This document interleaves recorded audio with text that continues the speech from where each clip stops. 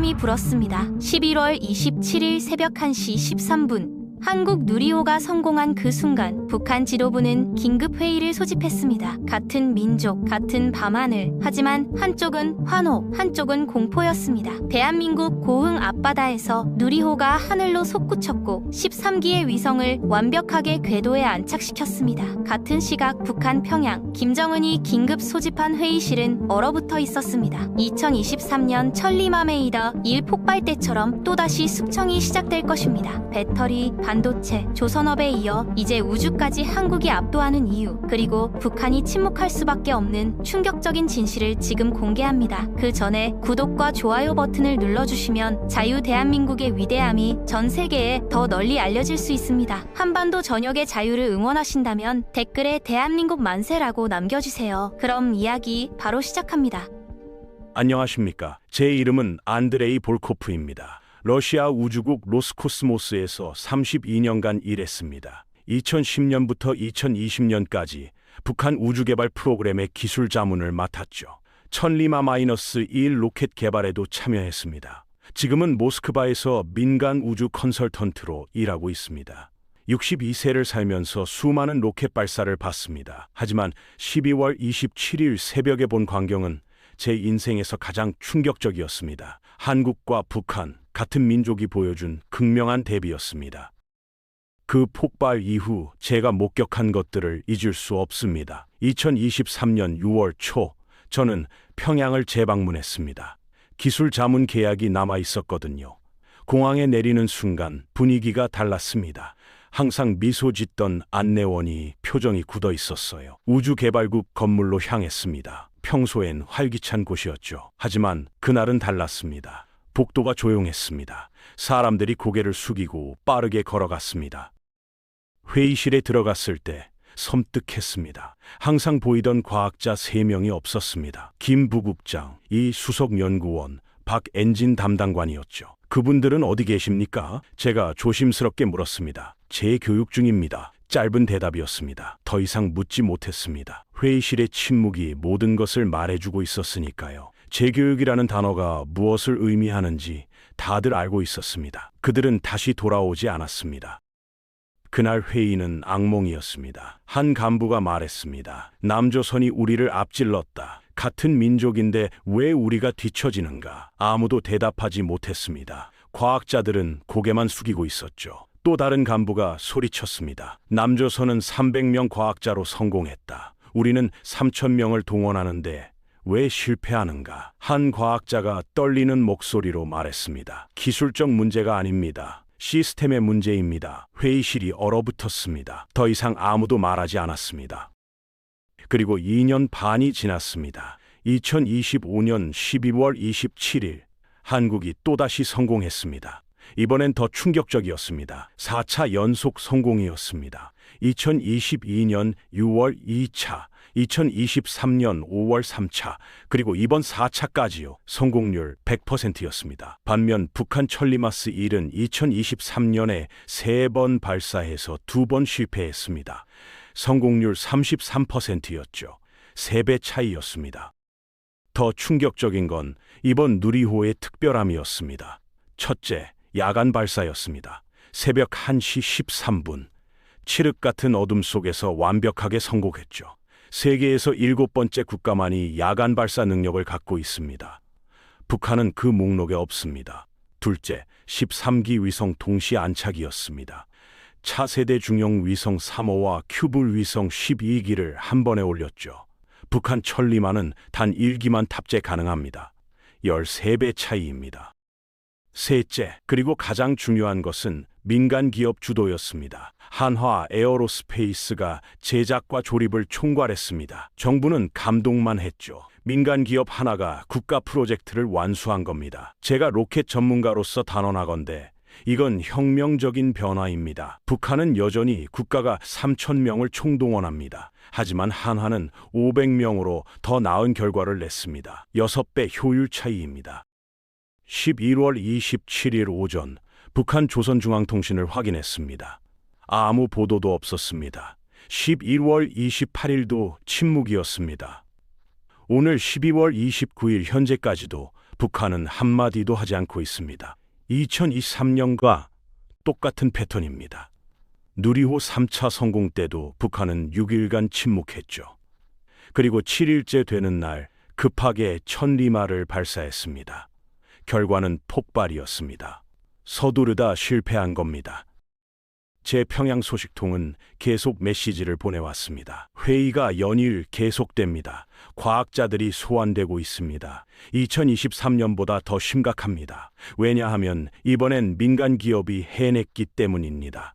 최고 지도자께서 가장 두려워하시는 시나리오입니다. 마지막 문장이 심장을 쿵 내려앉게 했습니다. 김정은이 두려워한다고요? 무엇을 두려워하는 걸까요?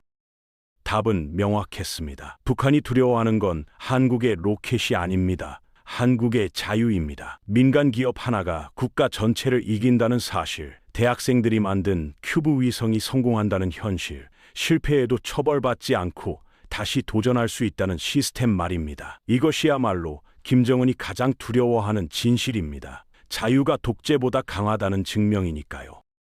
저는 두 체제를 모두 봤습니다. 러시아에서 32년, 북한에서 10년 일했습니다. 단언하건대 기술 차이가 아닙니다. 자유의 차이입니다. 한국 과학자들은 실패를 두려워하지 않습니다. 북한 과학자들은 실패하면 사라집니다. 한국은 실패에서 배웁니다. 북한은 실패를 은폐합니다. 한국은 30년 준비했습니다. 북한은 30년 반복했습니다. 이것이 12월 27일 새벽 같은 하늘 아래 벌어진 두 민족의 극명한 차이였습니다. 2023년 6월 3일, 저는 평양 순안공항에 도착했습니다. 천리마매길 폭발 사고가 난 지 3일째 되는 날이었죠. 비행기에서 내리는 순간 이상한 느낌이 들었습니다. 공항이 너무 조용했어요. 평소엔 선전 음악이 끊임없이 흘러나왔는데 그날은 달랐습니다. 안내원 김성희 동무가 마중 나와 있었습니다. 항상 밝게 웃던 그녀였는데 얼굴이 굳어 있었어요. 볼코프 동지, 어서 오십시오. 목소리에 긴장감이 묻어났습니다. 차를 타고 시내로 들어가며 창밖을 봤습니다. 거리는 평소와 다르지 않았어요. 사람들이 출근하고 전차가 다니고 있었습니다. 하지만 뭔가 달랐습니다. 분위기가 무거웠어요. 남조선 로켓 성공했다면서요? 제가 조심스럽게 물었습니다. 김성희 동무가 잠시 침묵했습니다. 우리는 우리 방식대로 갑니다. 짧은 대답이었습니다. 더 이상 묻지 않았습니다. 그녀의 떨리는 목소리가 모든 것을 말해주고 있었으니까요. 우주개발국 건물에 도착했습니다. 평소엔 1층 로비가 활기찼는데 그날은 달랐어요. 연구원들이 고개를 숙인 채 빠르게 걸어갔습니다. 누구도 눈을 마주치지 않았죠. 엘리베이터를 타고 7층으로 올라갔습니다. 복도가 조용했습니다. 평소엔 회의실에서 토론 소리가 들렸는데 그날은 쥐죽은 듯 조용했어요. 회의실 문을 열었습니다. 15명 정도 앉아 있었죠. 하지만 세 자리가 비어 있었습니다. 김 부국장은 어디 계십니까? 제가 물었습니다. 아무도 대답하지 않았습니다. 이 수석 연구원은요, 여전히 침묵이었습니다. 박 엔진 담당관은 한 연구원이 조심스럽게 입을 열었습니다. 재교육 중입니다. 단 4글자였습니다. 하지만 그 의미는 무거웠죠. 재교육이라는 단어가 북한에서 무엇을 뜻하는지 저는 알고 있었습니다. 정치범 수용소를 의미했습니다. 돌아올 수 없는 곳이었죠. 회의가 시작됐습니다. 한 간부가 들어왔어요. 인민군 대좌 계급장을 달고 있었습니다. 그가 자리에 앉으며 말했습니다. 동무들, 우리는 심각한 문제에 직면했소. 목소리가 차갑고 단호했습니다. 남조선 괴뢰들이 우주 로켓 발사에 성공했소. 우리 공화국보다 6일 앞서서 말이오. 회의실이 얼어붙었습니다. 이것이 무엇을 의미하는지 아시오? 간부가 테이블을 쳤습니다. 체제 경쟁에서 지고 있다는 뜻이오. 한 과학자가 떨리는 목소리로 말했습니다. 동무대좌, 기술적 문제가 있었습니다. 2단 엔진이 예상보다 빨리 점화됐습니다. 간부가 손을 들어 말을 끊었습니다. 변명은 듣고 싶지 않소. 결과만 중요하오. 남조선은 성공했고 우리는 실패했소. 이것이 전부요. 과학자가 고개를 숙였습니다. 더 이상 아무도 말하지 않았어요. 공포가 회의실을 지배했습니다. 간부가 계속 말했습니다. 김 부국장, 이 수석 연구원, 박 엔진 담당관은 당의 신임을 저버렸소. 그들은 지금 자아 비판 중이오. 자아 비판이라는 단어에 모두가 움찔했습니다. 동무들도 각별히 조심하시오. 다음 발사는 반드시 성공해야 하오. 실패는 용납되지 않소. 협박이 아니었습니다. 경고였죠. 아니, 사실상 위협이었습니다. 저는 그 자리에 앉아 소름이 돋았습니다. 회의가 끝나고 쉬는 시간이 됐습니다. 한 젊은 연구원이 조심스럽게 제게 다가왔어요. 30대 초반으로 보이는 청년이었습니다. 볼코프 동지, 잠깐 말씀 좀 나눌 수 있을까요? 목소리가 떨리고 있었습니다. 복도 구석으로 가서 작은 목소리로 말했어요. 남조선 과학자들은 어떻습니까? 갑작스러운 질문이었습니다. 그들도 우리처럼 두려워합니까? 실패하면 처벌받습니까? 제 가슴이 먹먹해졌습니다. 김동무, 멀리서 누군가 소리쳤습니다. 청년이 화들짝 놀랐어요. 죄송합니다. 가봐야 합니다. 그는 황급히 돌아갔습니다. 저는 그 자리에 서서 그의 뒷모습을 봤습니다. 어깨가 축 처져 있었어요. 그때 깨달았습니다. 북한 과학자들도 한국 과학자들만큼 뛰어나다는 것을요. 하지만 그들에겐 자유가 없었습니다. 실패할 자유, 도전할 자유, 꿈꿀 자유가요. 다음 날 저는 로켓 조립동을 방문했습니다. 거대한 경납고 안에 천리-22가 조립 중이었어요. 다음 발사를 위한 준비였죠. 기술자들이 분주하게 움직이고 있었습니다. 하지만 대화가 없었어요. 평소엔 엔지니어들이 열띤 토론을 벌였는데 그날은 조용했습니다. 모두가 자기 일만 묵묵히 했어요. 감시 카메라가 곳곳에 설치돼 있었습니다. 군 보위부 요원들이 여기저기 서 있었죠. 과학연구소가 아니었습니다. 감옥 같았어요. 그날 저녁 숙소로 돌아오며 생각했습니다. 이 사람들이 어떻게 성공할 수 있을까요? 실패가 곧 처벌인 곳에서, 토론이 금지된 곳에서, 자유로운 발상이 억압받는 곳에서 말입니다. 반면 한국은 달랐습니다. 2021년 1차 실패 후 과학자들이 공개 토론회를 열었어요. 실패 원인을 투명하게 공유했죠. 언론이 취재했고 국민들이 응원했습니다. 그리고 1년 뒤 성공했어요. 이것이 차이였습니다. 2023년 6월 7일 평양을 떠나는 날이었습니다. 공항으로 가는 차 안에서 김성희 동무가 말했습니다. 볼코프 동지, 다음에 또 오실 겁니까? 제가 대답했죠. 모르겠습니다. 계약이 올해 말로 끝납니다. 그녀가 잠시 침묵했어요. 그리고 조용히 말했습니다. 남조선은 좋은 곳입니까? 깜짝 놀랐습니다. 이런 질문은 위험했거든요. 들어보니 그렇다고 합니다. 제가 조심스럽게 대답했습니다. 그녀는 더 이상 말하지 않았습니다. 창밖을 보며 무언가 생각에 잠겨 있었어요. 그리고 2년 반이 흘렀습니다. 2025년 12월 27일 한국이 또다시 성공했습니다. 이번엔 4차 연속 성공이었죠. 그날 밤 제 핸드폰에 메시지가 왔습니다. 평양 소식통이었어요. 2023년보다 더 심각합니다. 긴급회의가 여일 계속됩니다. 이번엔 민간 기업이 해냈다는 사실에 충격받았습니다. 체제 우월성이 무너지고 있습니다. 메시지를 읽으며 2023년 6월이 떠올랐습니다. 그때 만난 과학자들, 공포에 떨던 연구원들, 사라진 세 사람이요. 김성희 동무는 지금 어디 있을까요? 제게 남조선에 대해 물었던 그 젊은 연구원은 무사할까요? 엔진 검사하던 그 엔지니어는 아직도 똑같은 일을 하고 있을까요? 저는 알 수 없습니다. 하지만 한 가지는 확실합니다. 그들은 여전히 두려움 속에서 일하고 있을 것입니다. 반면 한국 과학자들은 지금 환호하고 있을 겁니다. 같은 민족, 같은 두뇌, 하지만 완전히 다른 운명이었습니다. 이것이 제가 2023년 평양에서 목격한 진실이었습니다. 11월 27일 새벽, 저는 모스크바 자택 서재에 앉아 있었습니다. 한국 시간으로 오전 1시, 모스크바는 저녁 9시였죠. 노트북 화면에 한국항공우주연구원 생중계가 떠 있었어요. 커피를 마시며 화면을 응시했습니다. 로켓 전문가로서 32년을 일한 저였지만 여전히 발사 순간은 긴장됐습니다. 특히 이번은 야간 발사였으니까요. 화면 속 나로 우주센터는 조명으로 환하게 밝혀져 있었습니다. 75m 높이의 누리호가 발사대에 우뚝 서 있었죠. 하얀색 기체에 태극마크가 선명했습니다. 아름다웠어요. 하지만 저는 알고 있었습니다. 야간 발사가 얼마나 어려운지를요. 세계에서 단 7개국만이 성공한 기술이었죠. 미국, 러시아, 중국, 유럽 우주국, 일본, 인도, 그리고 이제 한국이었습니다. 북한은 그 목록에 없었어요. 카운트다운이 시작됐습니다. 19, 8점. 제 심장이 빨리 뛰기 시작했어요. 3, 2, 1점 하! 거대한 불기둥이 발사대 아래에서 폭발했습니다. 오렌지빛 화염이 밤하늘을 가르며 치솟았죠. 누리호가 천천히 떠오르기 시작했어요. 중력을 거스르며 상승했습니다. 속도가 점점 빨라졌어요. 5초, 10초, 20초. 완벽했습니다. 불꽃이 꼬리를 그리며 하늘로 날아갔죠. 저는 숨을 죽이고 지켜봤습니다. 125초, 1단 분리 성공.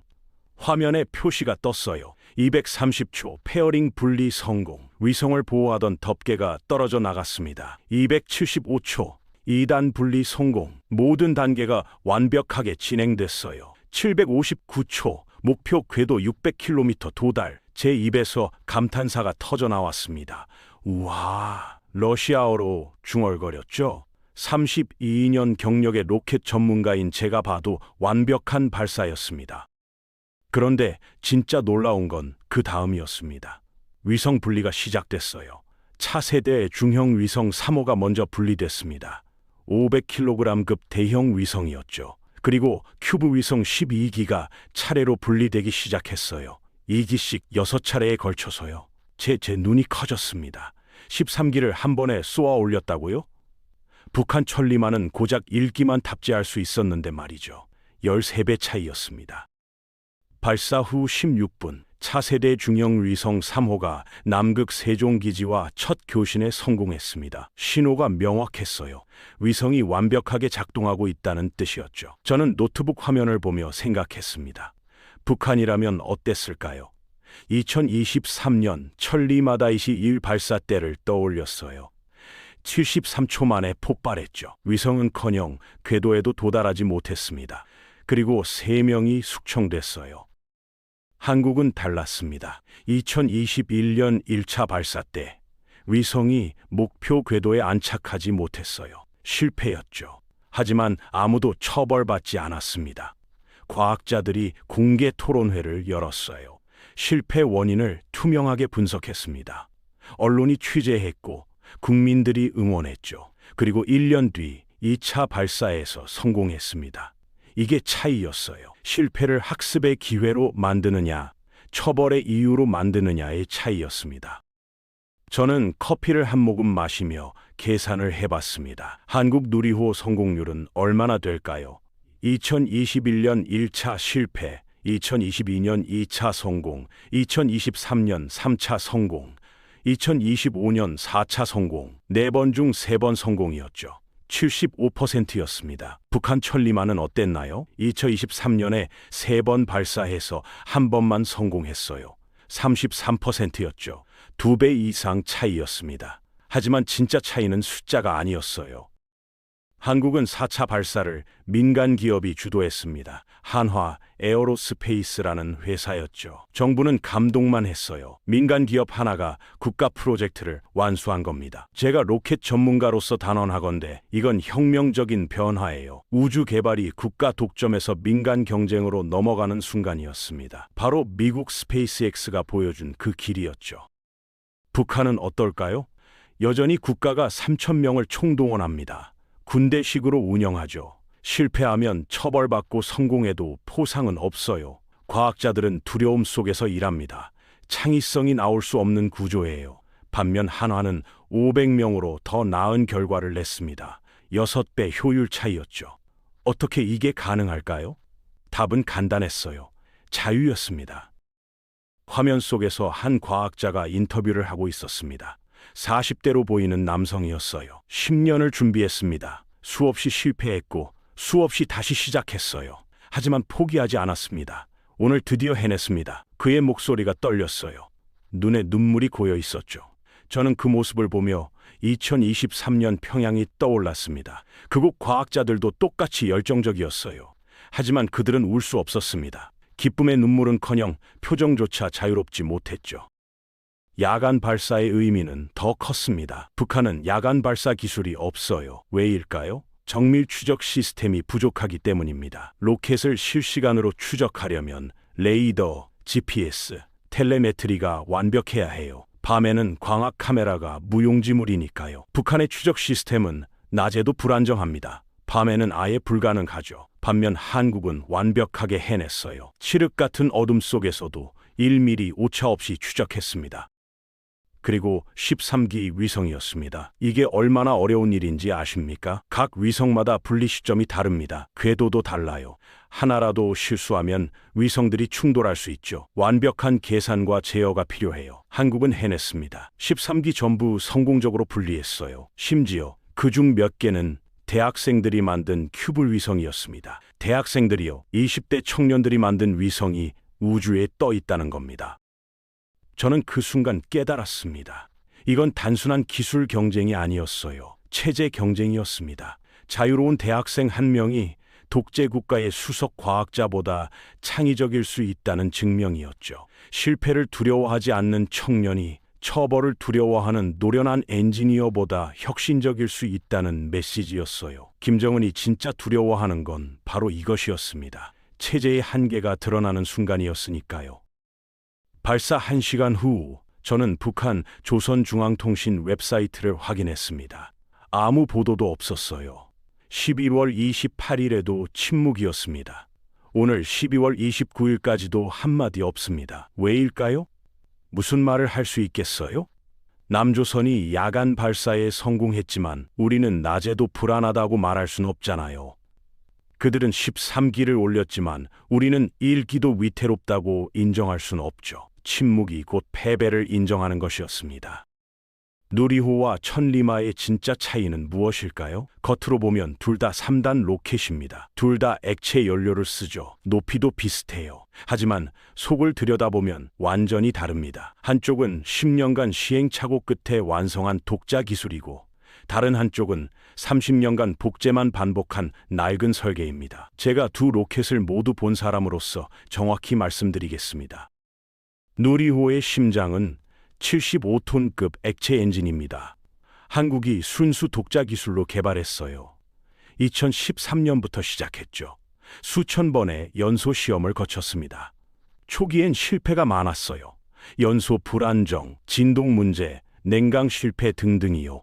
하지만 포기하지 않았습니다. 매번 데이터를 분석하고 개선했어요. 2018년 시험 발사체로 첫 비행에 성공했죠. 그 후에도 계속 개선했습니다. 지금은 최고 수준이에요. 천리마 엔진은 어떨까요? 기본 설계는 1960년대 소련 R-27 미사일에서 나왔습니다. 북한이 1990년대에 손에 넣었죠. 그걸 확대 개조했어요. 하지만 핵심 기술은 이해하지 못했습니다. 그냥 복제만 했어요. 제가 2010년대 자문할 때 봤습니다. 설계도는 있는데 원리를 몰랐어요. 왜 이렇게 설계했습니까? 라고 물으면 대답을 못했습니다. 원래 그렇게 돼 있습니다. 라고만 했죠. 2023년 평양에서 천리마 엔진을 직접 봤습니다. 조립동에 놓여 있었어요. 겉으로는 그럴듯해 보였습니다. 하지만 자세히 보니 문제가 많았어요. 용접 부위가 불균일했습니다. 파이프 연결이 조잡했어요. 가장 중요한 터보 퍼프가 구식이었죠. 이걸로 발사하실 겁니까? 제가 물었습니다. 문제 없습니다. 라는 대답이 돌아왔어요.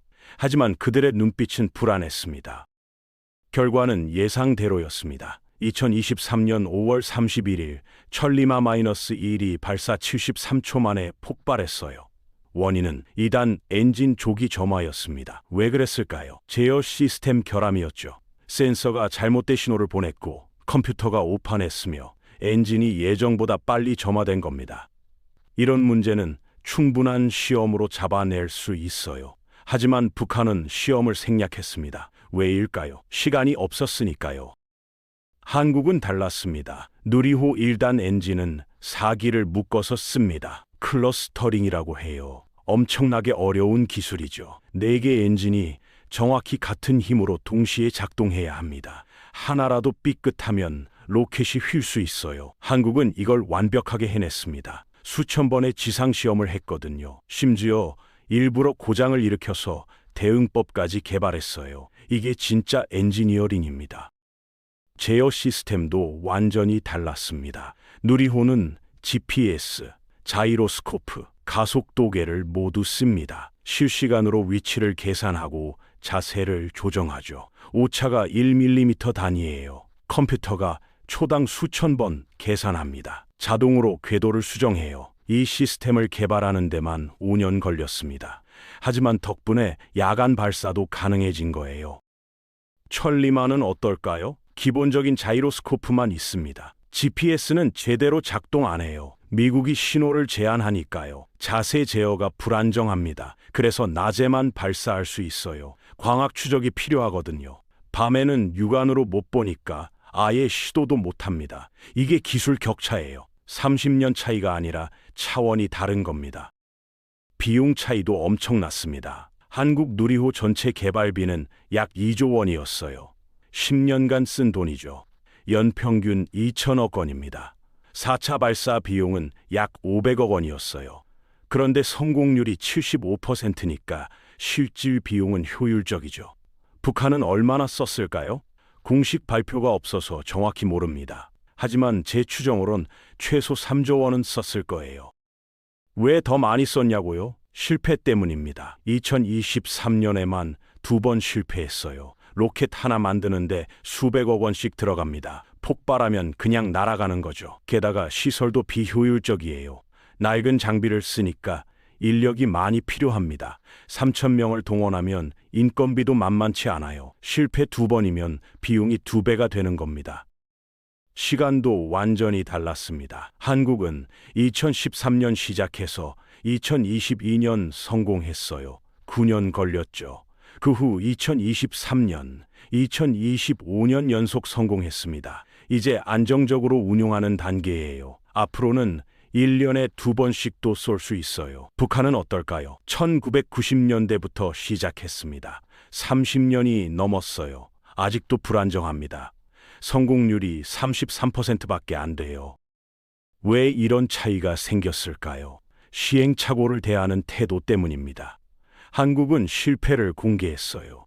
2021년 1차 발사 때 위성이 목표 궤도 미달이었죠. 언론에 다 나왔습니다. 과학자들이 기자회견을 열었어요. 산화제 탱크 헬륨 압력이 부족했습니다라고 구체적으로 설명했죠. 국민들이 응원했어요. 실패는 성공의 어머니다. 다음엔 꼭 성공하자라고요. 북한은 정반대였습니다. 2023년 첫 실패 후 발표가 뭐였나요? 기술적 결함으로 인한 불의의 사고였습니다. 구체적 원인은 없었어요.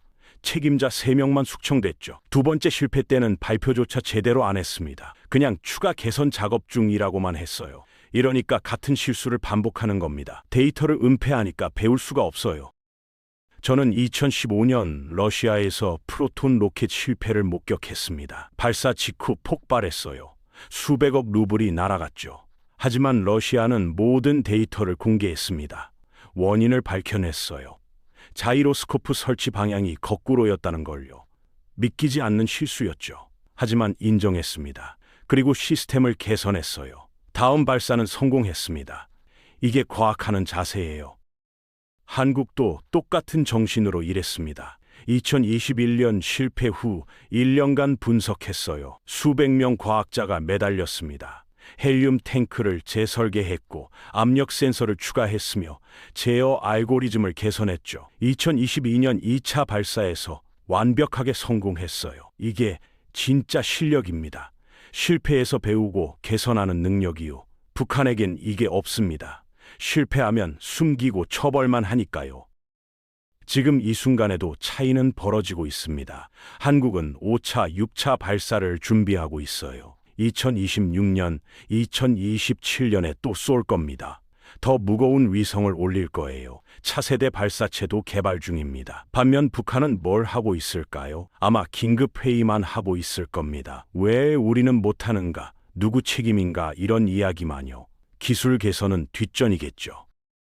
12월 27일 누리호가 성공한 순간 진짜 승부는 이미 난 겁니다. 한국은 자유롭게 실패하고 배웠어요.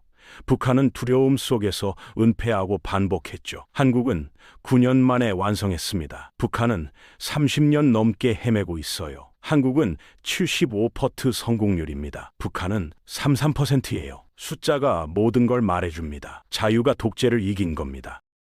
한국의 빨리빨리 문화를 아십니까? 세계가 놀라는 한국의 속도 말이죠. 하지만 12월 27일 새벽 저는 한국이 단순히 빠르기만 한 게 아니라는 걸 깨달았습니다. 그들은 빠르지만 안전했어요. 속도와 정확성을 동시에 가졌죠. 이게 북한과의 결정적 차이였습니다.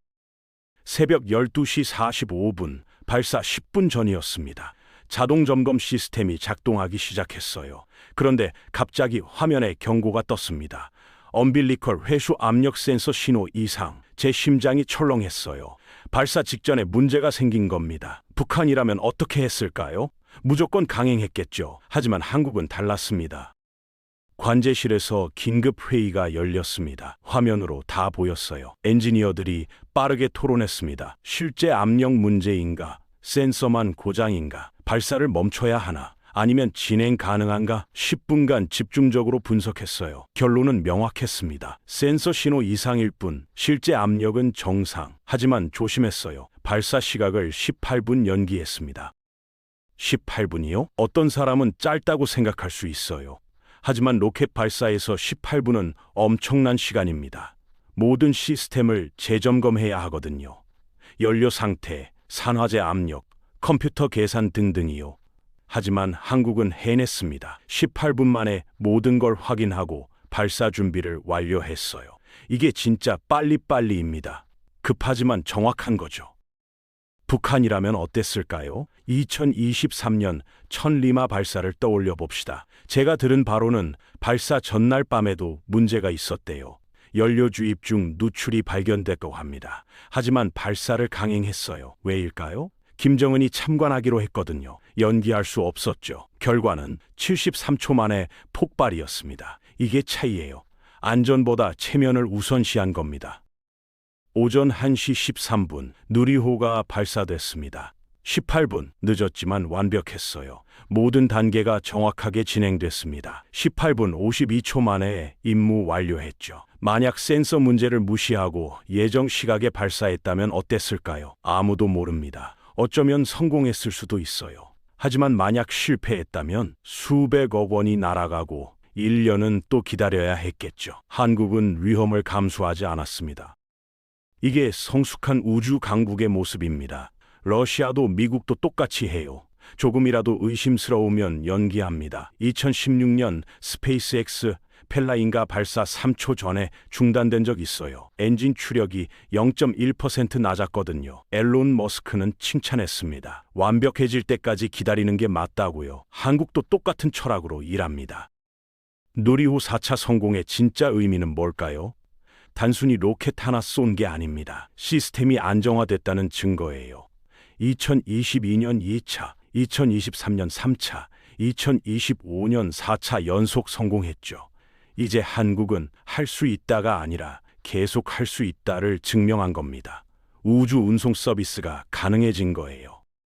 북한은 어떨까요? 2023년에 3번 쏴서 한 번만 성공했어요. 패턴이 보이나요? 안정성이 없습니다. 다음 발사도 성공할지 아무도 모릅니다. 이러니까 실용 위성을 못 올려요. 위성을 맡길 수가 없잖아요. 실패하면 수억 달러가 우주 쓰레기가 되는데 누가 믿겠어요? 한국은 다릅니다. 이제 민간 위성 발사 서비스를 시작할 수 있어요. 동남아, 중동, 아프리카 국가들이 관심을 보이고 있습니다. 가격도 합리적이에요. 러시아나 유럽보다 30% 싸답니다. 게다가 신뢰성까지 높으니까요. 이게 우주 산업입니다. 기술만 있으면 안 돼요. 신뢰가 있어야 합니다. 한국 정부는 이미 계획을 발표했어요. 2026년 5차, 2027년 6차 발사를 준비 중입니다. 더 무거운 위성을 올릴 거래요.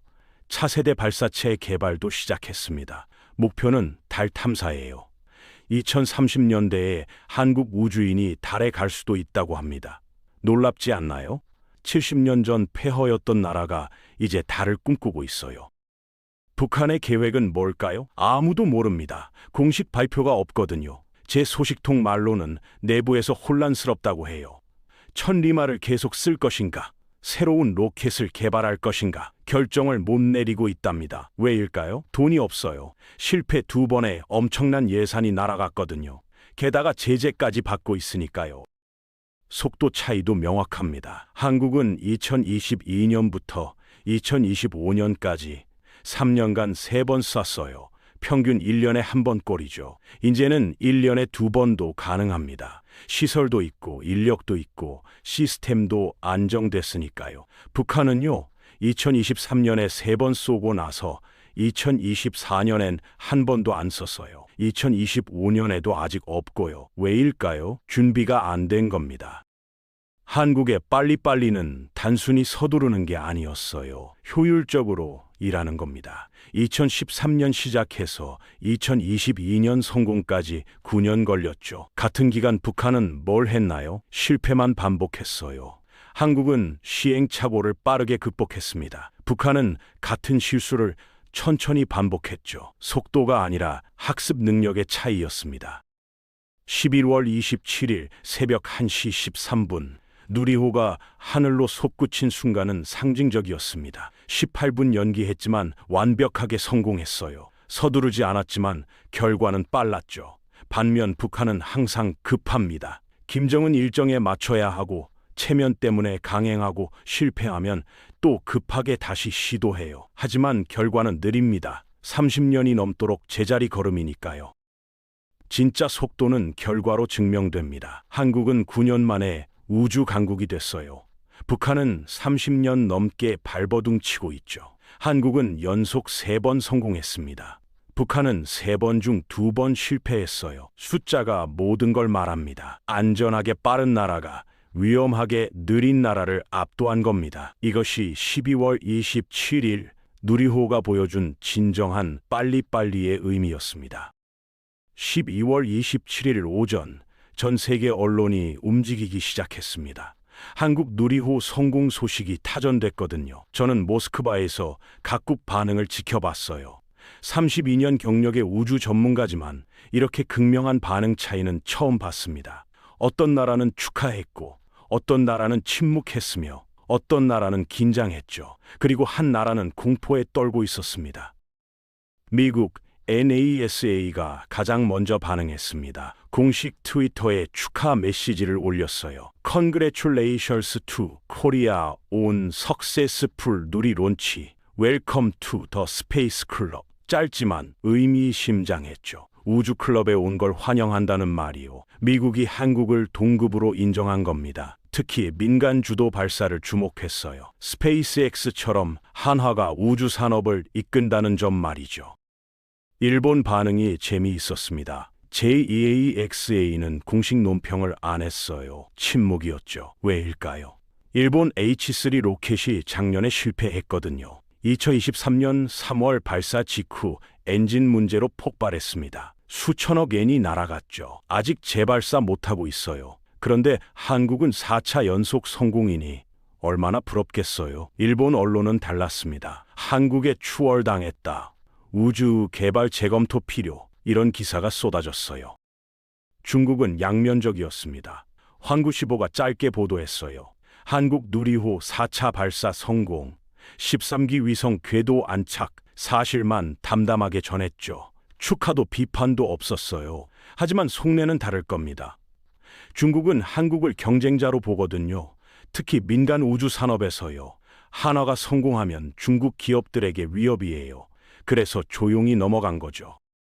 러시아 반응이 제일 복잡했습니다. 로스코스모스가 공식 축하 성명을 냈어요. 제 옛 직장이죠. 한국의 우주기술 발전을 축하한다고 했습니다. 하지만 내부는 당황스러워했어요. 제 옛 동료들에게 연락해봤거든요. 한국이 이렇게 빠를 줄 몰랐다고 하더군요. 러시아는 북한에 기술 자문을 했잖아요. 그런데 북한은 실패하고 한국은 성공하니 난처한 거죠. 유럽 우주국 ESA도 축하 메시지를 보냈습니다. 아시아의 새로운 우주 강국 탄생을 환영한다고요. 특히 야간 발사 성공을 높이 평가했어요. 유럽도 야간 발사하거든요. 기술적 난이도를 아니까 더 놀란 겁니다. ESA 국장이 인터뷰에서 말했어요. 한국의 발전 속도는 경이롭다. 9년 만에 이룬 성과다. 동남아시아가 폭발적으로 반응했습니다. 베트남, 태국, 인도네시아 언론이 대서특필했어요. 같은 아시아 국가가 해냈다. 우리도 할 수 있다. 이런 제목들이었죠. 왜 이렇게 관심이 많냐고요? 위성이 필요하거든요. 통신, 관측, 기상 위성이요. 그동안 러시아나 유럽에 돈 주고 쏘았어요. 이제 한국이라는 선택지가 생긴 겁니다. 가격도 싸고 믿을만 하니까요. 그리고 북한의 침묵이었습니다. 11월 27일 조선중앙통신은 아무 말도 안 했어요. 12월 28일도 마찬가지였죠. 평소 같으면 남조선 괴뢰들의 허세 이런 식으로 폄하했을 거예요. 하지만 이번엔 완전히 침묵했습니다. 왜일까요? 제 소식통이 말해줬어요. 너무 충격받아서 뭐라고 말을 못하고 있다고요.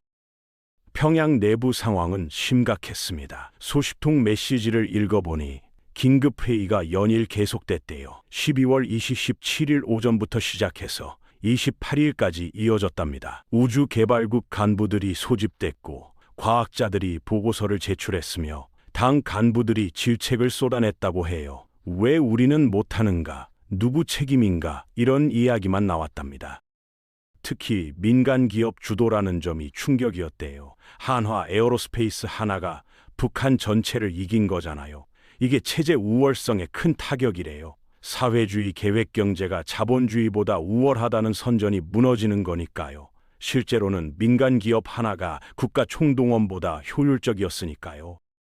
제 소식통이 전한 가장 충격적인 이야기가 있습니다. 한 고위 간부가 회의에서 이렇게 말했대요. 동무들 솔직히 말하시오. 우리가 10년 안에 따라잡을 수 있어? 침묵이 흘렀답니다. 아무도 대답 못했대요. 한 과학자가 떨리는 목소리로 말했답니다. 기술 격차가 너무 큽니다. 최소 20년은 말을 다 못 맞췄대요. 간부가 소리를 질렀답니다. 20년? 그럼 우리는 영원히 뒤처진단 말이오? 저는 그 이야기를 듣고 가슴이 아팠습니다. 북한 과학자들이 무능해서가 아니에요. 그들도 똑똑해요. 하지만 시스템이 문제예요. 실패하면 처벌받는 곳에서, 자유롭게 토론 못하는 곳에서, 정치가 과학을 지배하는 곳에서 어떻게 발전하겠어요? 20년이 아니라 50년이 지나도 못 따라잡을 겁니다. 11월 28일 저녁, 제게 러시아 언론에서 인터뷰 요청이 왔습니다. 로스코스모스 전 수석 연구원이니까요. TV 생방송이었어요. 앵커가 물었습니다. 한국과 북한의 차이는 무엇입니까? 저는 솔직하게 대답했죠. 자유입니다. 한국 과학자들은 실패해도 다시 도전합니다. 북한 과학자들은 실패하면 사라집니다. 이게 전부입니다. 방송 후 메시지가 폭주했습니다. 러시아 시청자들에게서요. 대부분 공감한다는 내용이었어요. 소련 시절이 떠오른다. 우리도 그랬다. 이런 댓글들이요. 러시아 사람들은 압니다. 자유 없는 과학이 얼마나 비효율적인지를요. 소련이 그래서 무너졌거든요. 북한도 같은 길을 가고 있어요. 12월 29일 오늘까지도 북한은 침묵 중입니다. 조선중앙통신에 한 줄도 안 나왔어요. 이게 답입니다. 할 말이 없는 거예요. 2023년 누리호사 성공 때도 6일간 침묵했었죠. 그리고 7일째 급하게 천리마를 발사했다가 폭발했어요. 이번에도 똑같을 것 같습니다. 조만간 뭔가 발표하겠죠. 하지만 또 실패할 겁니다. 세계는 한국을 주목하고 있습니다. 북한은 두려워하고 있고요. 그리고 저는 확신합니다. 앞으로 격차는 더 벌어질 거예요. 한국은 5차, 6차 발사를 준비 중입니다. 달 탐사까지 계획하고 있죠. 반면 북한은 회의만 하고 있어요. 과학자를 숙청하고 책임자를 바꾸고 같은 실패를 반복할 겁니다. 12월 27일은 한국의 승리가 아니었습니다. 자유의 승리였어요. 15년이 지났습니다. 2010년 처음 북한에 갔을 때가 떠오릅니다. 그때 제 나이가 47세였어요. 러시아 우주국에서 파견된 기술 자문이었죠. 평양 숭안공항에 내렸을 때의 기억이 생생합니다. 호기심 반 걱정 반이었어요. 과연 이 나라가 로켓을 만들 수 있을까 의문이었죠. 하지만 과학자들을 만나고 생각이 바뀌었습니다. 그들은 똑똑했습니다. 정말로요. 김 부국장은 모스크바 대학에서 공부한 엔지니어였어요. 로켓 이론을 완벽하게 이해하고 있었죠. 이 수석 연구원은 유체역학 전문가였습니다. 복잡한 수식을 술술 풀어냈어요. 박 엔진 담당관은 손재주가 뛰어났습니다. 설계도만 보고 문제점을 찾아냈죠. 제가 보기엔 한국 과학자들 못지 않았어요. 하지만 그들 눈빛에는 그림자가 있었습니다. 두려움이었어요. 회의할 때마다 보위부 요원이 구석에 앉아 있었거든요. 메모하고 있었죠. 무슨 말을 하는지 다 기록했습니다. 과학자들은 조심스러웠어요. 이렇게 하면 더 좋지 않을까요? 라고 제안하면 주위를 둘러봤습니다. 허락받을 때까지 기다렸죠. 자유롭게 토론할 수 없었어요.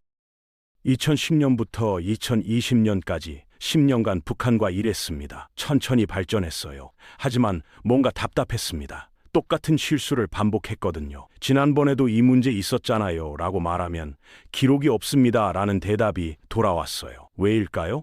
실패 데이터를 은폐했기 때문입니다. 책임자가 바뀌면 기록도 사라졌죠. 이러니까 발전이 느린 거예요.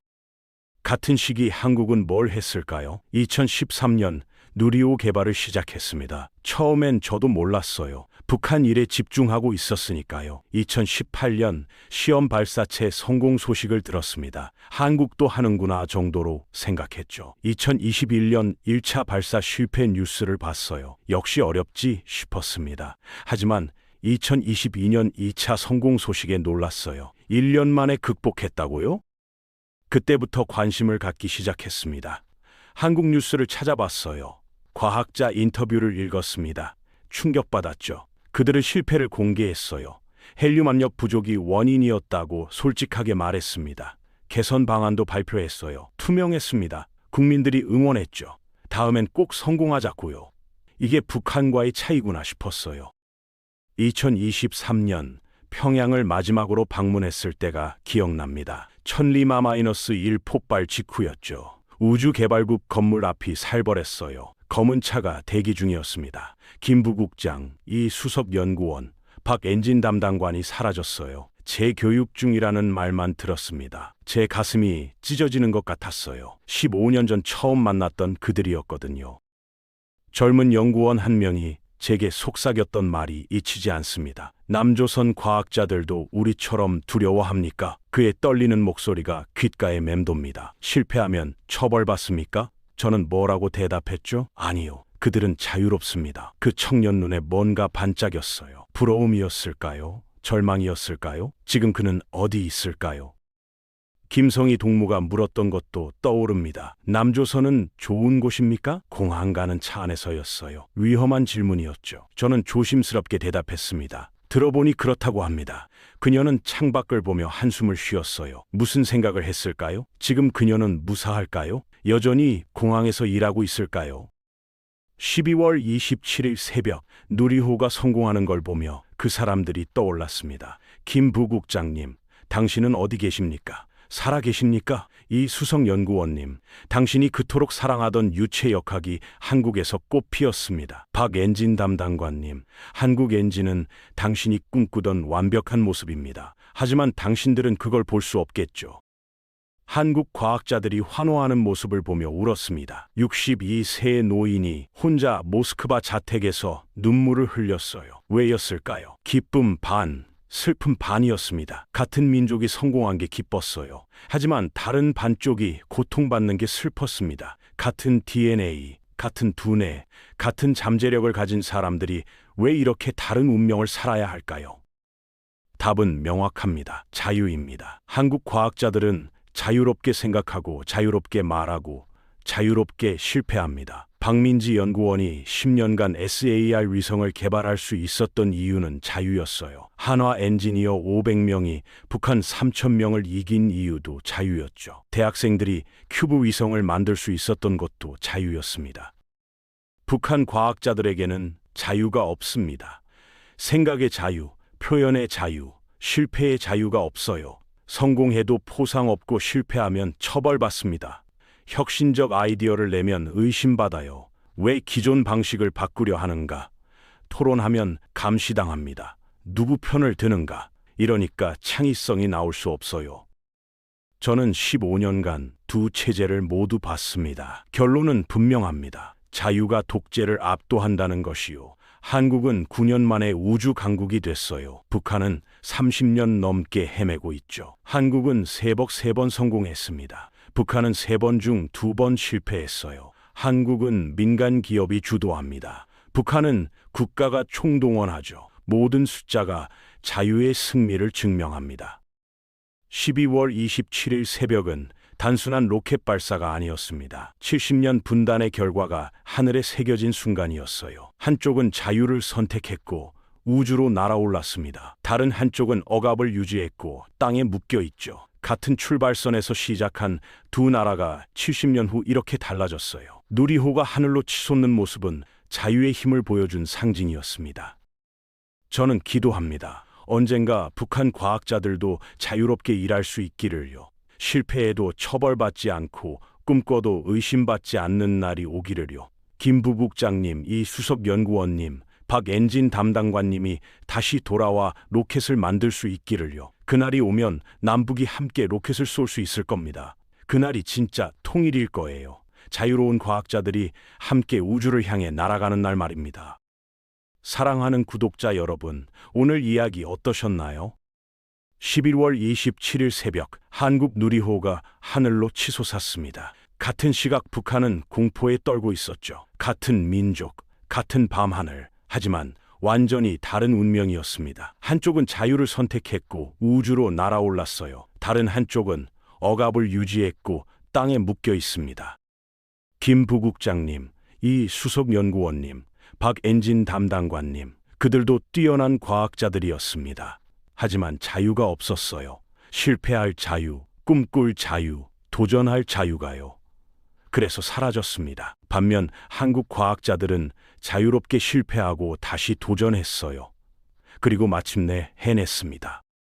누리호의 성공은 단순한 기술의 승리가 아니었습니다. 자유의 승리였어요. 민주주의의 승리였죠. 70년 분단이 만든 극명한 차이가 하늘에 새겨진 순간이었습니다. 만약 오늘 이야기가 가슴 뭉클했다면 꼭 구독과 좋아요 버튼을 눌러주세요. 자유, 대한민국의 위대함이 전 세계에 더 널리 알려질 수 있습니다. 한반도의 자유가 수호되길 바라신다면 댓글에 대한민국 최고이라고 남겨주세요. 여러분이 지금 어디서 이 영상을 보고 계신지도 알려주세요. 서울, 부산, 뉴욕, 파리 어디든 좋습니다. 우리는 자유로 하나로 연결되어 있습니다. 여러분의 응원 한마디 한마디가 자유의 소중함을 일깨웁니다. 억압받는 북한 과학자들에게 희망의 메시지가 됩니다. 다음 이야기에서 다시 만나 뵙겠습니다. 대한민국의 자유와 번영을 위하여 감사합니다.